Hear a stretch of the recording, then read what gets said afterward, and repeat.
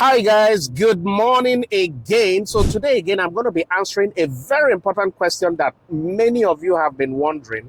And the question is, if I am a small business, can I get an exemption from registering a food facility registration when I am bringing my products into the USA? Obviously, a lot of people know that there are always some exemptions that are there for small businesses. We need to understand that as a small business, one of the key things you need to do is to be smart about the product that you are going to export to the USA. If you don't have that much capital, I will always advise you to look into a product that doesn't require so much requirements, right? Maybe you don't need to file an FDA food facility registration. You don't need to file a cosmetic facility registration, and there are products like that. But again, you also need to weigh it against the backdrop of what product can you sell that people will be buying on a regular basis.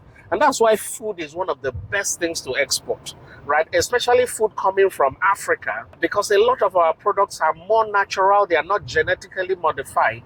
So because of that, there is a huge demand for products from Africa. As a small business, can I get an exemption for FDA food facility registration? It depends again on the quantity and probably the type of food products you're exporting. Now, quantity is the main factor there. Why do they have this FDA food facility registration?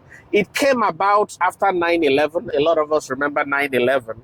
Because after the 9/11, the US government discovered that they also have terrorists who are looking at ways to inflict serious damage to the USA. And one of them was the fact that they could poison food coming into the USA.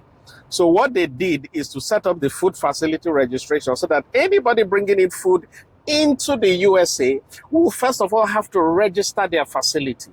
And the essence is such that if there is any form of a disease outbreak from a particular food, they can trace it back to the origin, the country where it came from, and then work with the government either to shut down that facility or to improve their health and safety measures. Right? So that is the key reason. So when you now say, oh, because I'm a small business, should I get an exemption? It doesn't work that way, because a small business can produce food that can poison millions of people. Let's get it right.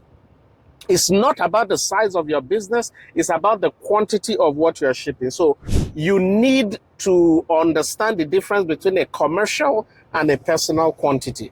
Anytime you are shipping products in commercial quantity that the US Customs looks at and says, oh, this is in commercial quantity, you are going to need to have an FDA food facility registration. It doesn't matter whether you're a small, you're a tiny, you're a micro business, you are going to need to have it. I hope that clears the question. Now, the question some of you may have after this is, what is classified as a commercial quantity?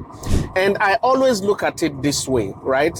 Anything that can be consumed by a typical family of four in the USA, a typical family is typically a man, a wife, and two children. Anything that can be consumed by a typical family for a reasonable amount of time is considered as a personal quantity. So what do I mean by this? Now, let's take a look at two products. Now, the first one is pepper. Maybe you make some form of special pepper, and you are trying to ship in maybe 20 kilograms of that pepper. That is one product. Now, the second product, maybe cereal, cornflakes, and all those things, and you're also trying to ship in 20 kilograms of a cereal, a particular cereal. 20 kilograms of pepper is a lot of pepper because people use small quantity. So in all essence, even though they are the same 20 kilogram, the 20 kilograms of pepper is going to be classified as a commercial product. And in that instance, you will need to file an FDA food facility registration. You see, I have checked all instances, and there is no clear definition by the US Customs on what is a commercial quantity. Now, there's a difference between the quantity and the value, because again, remember in some of my other videos, I've said it, that once you have items that are more than $2,500 in value, you need to use a customs broker to bring it in. But that's again a different topic. But the key thing is, differentiate between the quantity that you are shipping and the quantity that is classed as commercial or personal. Anytime you are shipping a quantity that is probably going to be eaten by a family within a reasonable time frame, then you can always push it as a personal quantity, right? And I've seen instances where people make the mistake. You have somebody who is shipping kilograms and kilograms of products, and they say, oh, they just want to force the US customs to accept it as a personal quantity. It doesn't work that way. They are going to make their determination, pass the product over to the FDA to do the analysis, and then that will determine whether it's classed as personal or it's classed as commercial. And once it's commercial, you need to have your FDA food facility registration. So I hope that answers the question for a lot of you who are asking if small businesses can be exempt from registering an FDA food facility registration. The answer is, again, it depends on the quantity that you are shipping. All right. So again, thank you for watching, and I will see you tomorrow with another export question.